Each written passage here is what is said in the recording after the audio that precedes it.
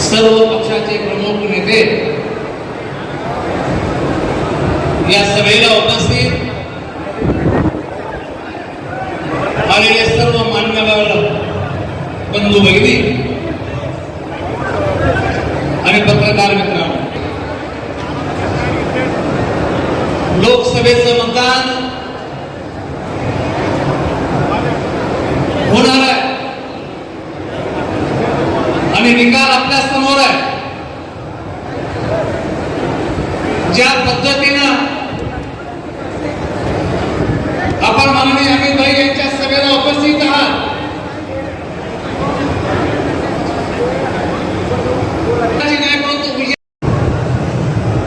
निवडणुकीच्या आड हे मतभेद येणार नाहीत.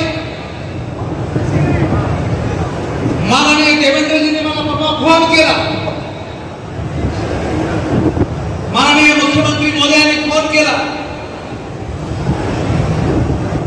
मी फक्त त्यांना म्हणतो की थोडं त्यांनाही समजून सांगा. आणि देवेंद्रजीच्या एका फोनवर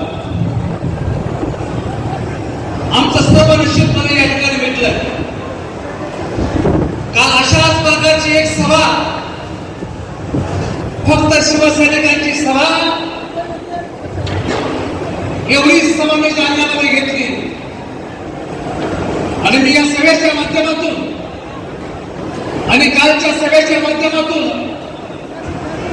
माननीय देवेंद्रजीला शब्द देऊ इच्छितो की या लोकसभेमध्ये पुन्हा एकदा आपलं स्वतःचं नेतृत्व, तुमच्यावरचा विश्वास, तुम्ही टाकलेली जबाबदारी ही समर्थपणे अर्जुन खोतकर पार पाडल्याशिवाय राहणार नाही.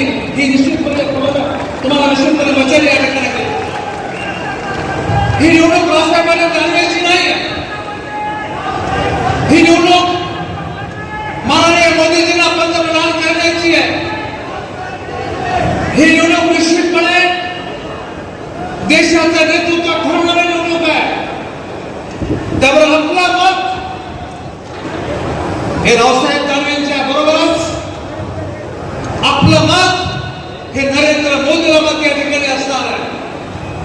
एक वेगळा विश्वास या भारत देशाच्या जनतेच्या मनामध्ये माननीय मोदी साहेबांनी निर्माण केलेला आहे.